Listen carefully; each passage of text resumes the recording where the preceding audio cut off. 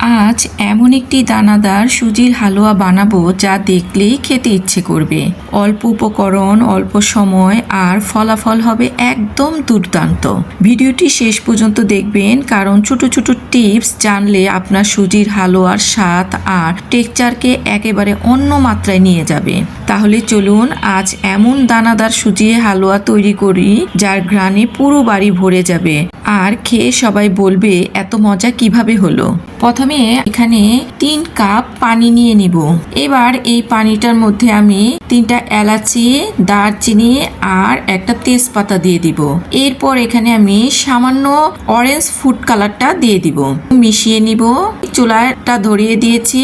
এখানে আমি 1 কাপ চিনি দিয়ে দিলাম। এটাকে একটু নেড়ে চেড়ে বলক আনিয়ে নিব। পানিটার বলক এসে পড়েছে। চুলাটা বন্ধ করে এটাকে এক পাশে রেখে দেব। এখানে আমি একটি প্যান নিয়েছি, সেখানে 1 চা চামচ ঘি দিয়ে দিলাম। আর এখানে আমি কাঠবাদাম, কাজু বাদাম এবং পেস্তা বাদাম দিয়ে দিলাম। এগুলোকে আমি ভেজে নিব।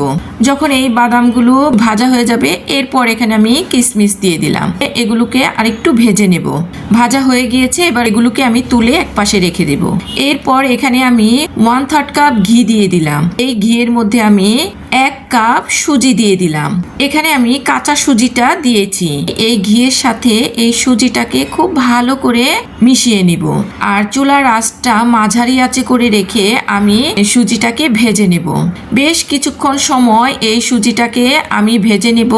আর এভাবে নেড়ে চেড়ে দিব যাতে করে নিচের দিকে পুড়ে না যায়। অনেকটা সময় নিয়ে আমি এই সুজিটাকে ভেজে নিয়েছি। দেখুন সুজিটা একদম দানা দানা হয়ে গিয়েছে। এই সুজিটাকে আমি 5 থেকে 6 মিনিট ভেজে নিয়েছি। সুজিটা ভাজা হয়ে গিয়েছে। এবার এখানে আমি সেই যে চিনির পানিটা জাল দিয়ে রেখেছিলাম, সেই চিনির পানিটা এখানে দিয়ে দিলাম। এটাকে এবার নেড়ে চেড়ে কিছুক্ষণ রান্না করে নেব। এখান থেকে যে তেজপাতা, দারচিনি ছিল সেগুলোকে আমি তুলে ফেলে দেব। এটাকে আমি বেশ কিছুক্ষণ রান্না করে নেব আর এভাবে নেড়ে চেড়ে নিব যাতে করে নিচে পুড়ে না যায়। কিছুক্ষণ পর দেখুন পানিটাও শুকিয়ে গিয়েছে আর এই সুজিটাও ঘন হয়ে গিয়েছে।